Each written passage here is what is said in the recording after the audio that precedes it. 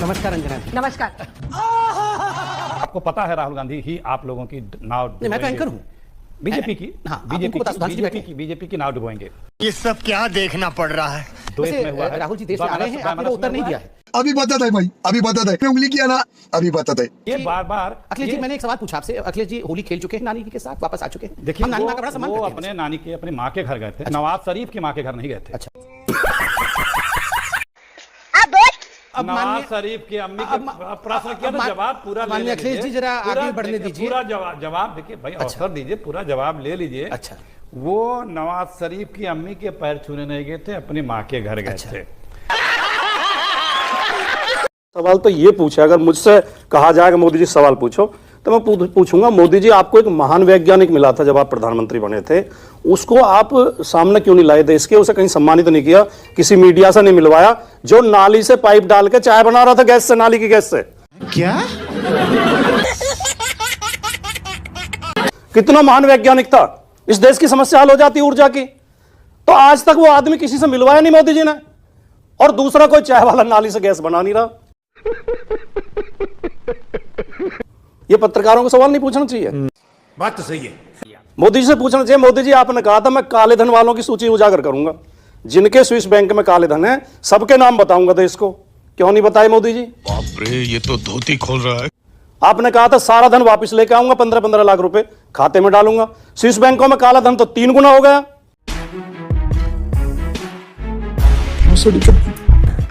गजब टोपीबाज आदमी। वाह मोदी जी, वाह वाह। मेरा सवाल अडानी के प्रवक्ता से है, लेकिन एक सेकंड, मेरा सवाल अडानी के प्रवक्ता से है। प्यारी समझ गई। क्या आपको वातावरण नजर आता है देश का 400 पार? मणिपुर भी हमारे देश का हिस्सा है, कभी वहाँ पर देख लिया करो। आप क्यों नहीं गए अभी तक? बातों का जवाब देता हूँ, जो बहन ने पूछा उनका भी देता हूँ। देखिए 2004 में जब प्रधानमंत्री अटल बिहारी वाजपेयी जी की सरकार गई थी, तब देश दुनिया की अर्थव्यवस्था के मामले में 11वें नंबर पे खड़ा था। कुछ भी। मैंने जिस दिन चुनाव के नतीजे आ रहे थे उस दिन भी बोला था, आज भी बोलता हूं बहुत साफ गोई से, किसी ने नहीं रोका बीजेपी को उसकी मेजॉरिटी के साथ। सिर्फ समाजवादी पार्टी ने उत्तर प्रदेश में अगर बीजेपी को डेंट नहीं किया होता तो इस बार भी बीजेपी 275 थी। चुप कर बे कुत्ते। जनादेश का संदेश तो बिल्कुल साफ साफ है, लेकिन महोदय ग्रहण नहीं कर रहे हैं। मुझे वो कहावत याद आती है कि रस्सी जल गई लेकिन ऐठन नहीं गई। Oh my God! मतलब चुनाव में 2024 के लोकसभा चुनाव में भारत के नागरिकों ने साफ साफ संकेत दे दिया है कि केवल सांप्रदायिकता की राजनीति नहीं चलेगी, बात तो सही है। केवल जातिवाद की राजनीति नहीं चलेगी, केवल जुमलेबाजी नहीं चलेगी। काम करना पड़ेगा, बच्चों के रोजगार की तरफ ध्यान देना पड़ेगा, शिक्षा की तरफ ध्यान देना पड़ेगा, स्वास्थ्य की तरफ ध्यान देना पड़ेगा, अग्निवीर हटानी पड़ेगी।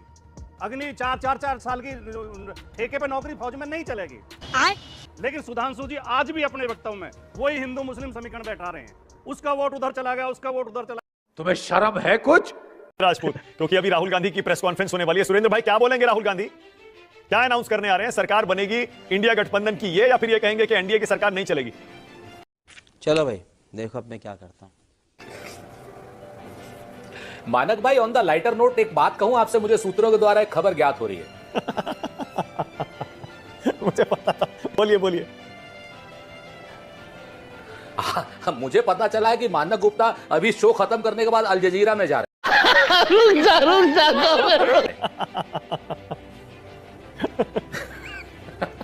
सूत्र बता रहे हैं मेरे। मतलब आप इस बात से इनकार कर रहे हैं कि जेडीयू और टीडीपी आपकी तरफ आ सकते हैं? सूत्र तो यही कह रहे थे पहले कि कोशिश हो रही है, मतलब आपने कोशिश नहीं की और वो नहीं आ रहे। नहीं, मैं आपसे जिम्मेवारी से कहता हूं, कोई किसी के लाने से नहीं आएगा और कोई किसी के भेजने से नहीं जाएगा। शर्म नहीं आती तुझे? मैं तो कहता हूं कि जिसको जिसको अपने अपने इतिहास की जानकारी हो, जिसको ईडी की सीबीआई की जानकारी हो, जिसको भी संघीय ढांचे पर आक्रमण की जानकारी हो, जिसको भी। कांग्रेस पार्टी के नेताओं ने ज्यादातर ये सवाल उठाए कि प्रधानमंत्री वहां जाकर नौटंकी कर रहे हैं और इसका वोटरों पर असर पड़ेगा। नाश हो इस मीडिया का जो इतने सारे कैमरे लेकर प्रधानमंत्री जी को साधना भी नहीं करने देता है। Long shot, close shot, Malakar करते हुए वो शॉट। अरे भाई प्रधानमंत्री जी को साधना करने दीजिए ना। उनको मौन में रहने दीजिए ना। गजब बेइज्जती है। हमने सबको दिखाया, उसी तरह से नरेंद्र मोदी को दिखा रहे हैं, तो इसमें किस बात की आपत्ति है? वो नौटंकी कर रहे हैं, चुनाव से प्रभावित हो जाएगा। अरे भैया, उनके साधना, मौन साधना करने से कौन सा चुनाव प्रभावित हो रहा है? दलाल दलाल दलाल दलाल। अगर कोई कैंडिडेट है और ऑनगोइंग प्रोसेस है इलेक्शन का, और इलेक्शन अभी 1 तारीख तक चलेगा, वोटिंग है, कैंडिडेट है वो, और कोई चीज सार्वजनिक हो रही है, उससे पब्लिसिटी हो रही है, प्रोपेगेंडा हो रहा है, तो वो एथिक्स मॉरलिटी के अंदर में आएगा। उसको रोकना चाहिए था प्रधानमंत्री को। रही बात है प्रधानमंत्री 2-2 दिन साधना करेंगे, तो भाई साधक नहीं चुना हमने प्रधानमंत्री चुना है। हीट वेव चल रही थी, आप जाके देखते लोग मर रहे हैं, उनका ध्यान देते, हीट वेव पे कोई मीटिंग करते। आप 2-2 दिन साधना करो, इसलिए थोड़ी प्रधानमंत्री को मॉडलिंग इवेंट कंपनी थोड़ी चुनी है। वाह मोदी जी, वाह वाह। आपका नेता, आपके सांसद इतनी नॉन साइंटिफिक बात करते हैं, वो भी एक तरफ से आंशिक तौर पर मुस्लिम राष्ट्र का समर्थन करना है कि बच्चे तो खुदा की देन है, बच्चों के अंदर तो किसी का लेना देना। It is so unscientific.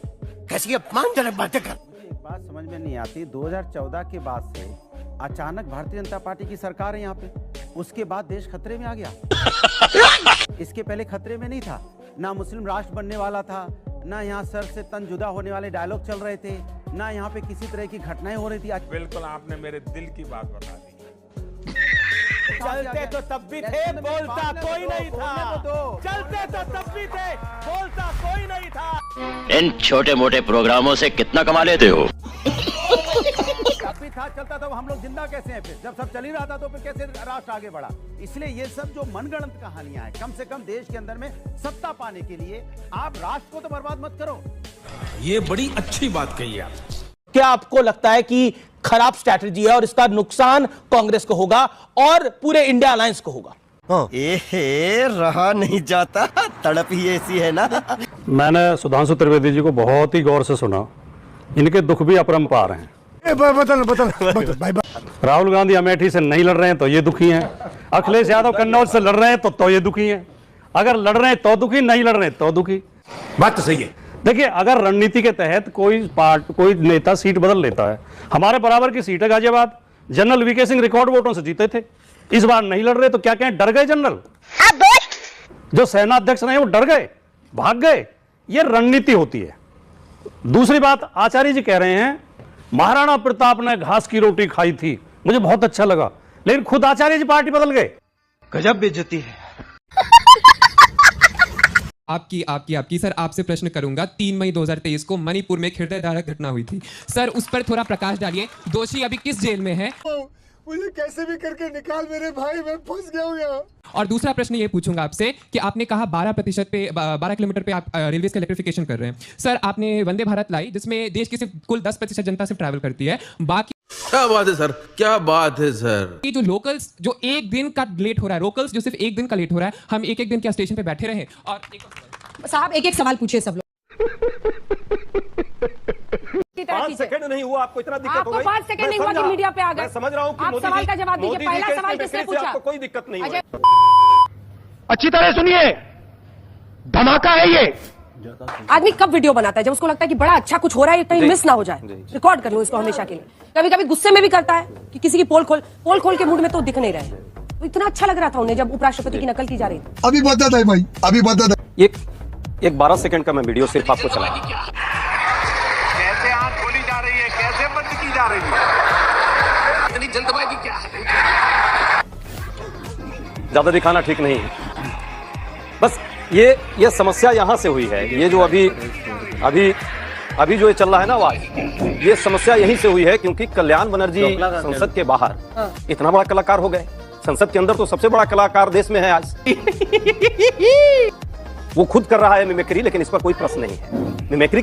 और अभी तो रुको, क्लाइमैक्स अभी बाकी है। मुझे ऐश्वर्या राय पर उनके कमेंट को कम से कम आपने डिफेंड नहीं किया, इसलिए मैं मान रही हूं कि आप मुझसे सहमत हैं कि ये भाषा उनकी अशोभनीय थी, एक ऐसी महिला के लिए जिसने अपनी एक्टिंग के बलबूते अपनी जगह फिल्म इंडस्ट्री में बनाई। तेरा तो गेम बजाना पड़ेगा। मसला है आपके साथ, मैं हूं अंजना। महिलाओं के अपमान का मसला भी उतना ही गंभीर है। सहमति का नहीं है। हाँ, सहमति है। कहता हूं मसला सहमति का नहीं, तो डिफेंड कीजिए। मसला आज की डेट मैं कोई डिफेंड नहीं करूंगा। क्यों डिफेंड करूं? अच्छी बात। फिजूल के मुद्दे अगर आप लोग उठाते हैं, किसी पासिंग रिमार्क को आप बात करते हैं, तो ये नहीं चलेगा। आज की डेट में मुझे बताइए ना कि उन महिलाओं के बारे में, मणिपुर की महिलाओं के बारे में नरेंद्र मोदी जी ने एक शब्द बोला हो। ठीक। तुम्हें शर्म है? कुछ शर्म आया है? ठीक है, साक्षी मलिक के बारे में नरेंद्र मोदी जी ने एक शब्द बोला हो, ये आपका डिफेंस है। प्यारी समझ गई। नरेंद्र मोदी जी आज की दैनिक कोई मैं डिफेंस नहीं कर रहा, मुझे सिर्फ इतना बता दीजिए जो सजा आप नरेंद्र मोदी को दीजिए वो राहुल गांधी को दीजिए, मंजूर है। अगर मणिपुर की महिलाओं को लोग ये तय करेंगे, लोग ये तय करेंगे, बिल्कुल तय करेंगे। तो मैं कहीं डिफेंस नहीं कर रहा। हाँ, मैं कोई समझ गई, आप सहमत हैं आपको मुझसे। बताता हूँ, और शोभनीय भाषा थी। मुद्दों का विषयांतर नहीं होना चाहिए। नहीं, मुद्दों का विषयांतर नहीं है। नरेंद्र मोदी जी है